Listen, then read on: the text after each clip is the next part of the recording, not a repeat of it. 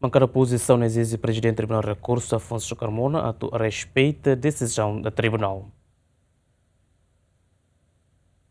Bancada da oposição, composto por Fretilino PLP, terça-feira, realiza uma conferência para a imprensa, onde exige o presidente do Tribunal de Recurso, Afonso Carmona, a respeito da decisão do tribunal, não mostra respeito à Constituição, na lei, também foi na lei, o presidente do Tribunal de Recurso, a sair do espaço IDA, onde estabelece composição plenária para assunto revisão constitucional, nebe aplica para caso nebe niarasik no dar parte interessada. No bancada da oposição considera Afonso Carmona constitui manipulação do julgamento na violação flagrante da lei na Constituição. Lei presidente Tribunal de Recurso IDA, mas ia competência a tu interfere e a caso específico será que a tu altera coletivo constitucional nian, coletivo tribunal nian.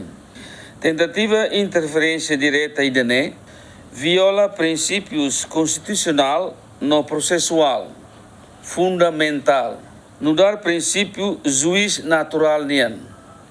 Nebe garante que a lei é maída belehetan julgamento cujo tribunal nebe manipulado, que hili ba interesse rasik. Princípio conaba juiz nie poder tomak. Princípio imparcialidade no impedimento. Tamba juiz impedido que interessado labele atua e processo. Sorin Seluk Sefi bancada PLP Maria Angelina Sarmento Hatete, presidente do Tribunal Recurso nia despaicione, laí a ligação, o pedido aclaração, nebe bancada oposição apresenta para Tribunal Recurso. Dúvidas e a incerteza e a interpretações nebe divergentes husi parte o todo, lili husi presidente da República Rasik, onde ma coloque dalam ba ami atu hatotan pedido de aclaração.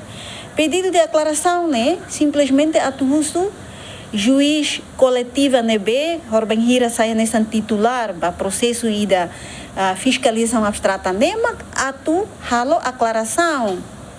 Mas presidente do Tribunal de Recurso, halo fala despacho, eu vou falar artigo sira nebe colia quando ba quórum funcionamento, competência plenário, competência eleitoral, nebe se artigo hat né, la tama a matéria pedido aclaração ida. Nela também matéria pedido aclaração né tu lógico halo despacho ba juiz titular atunia halo andamento ba a minha pedido né rode halo esclarecimento para mahoto iha certeza com a opinião legal né bem tribunal hatu iha nini acordam.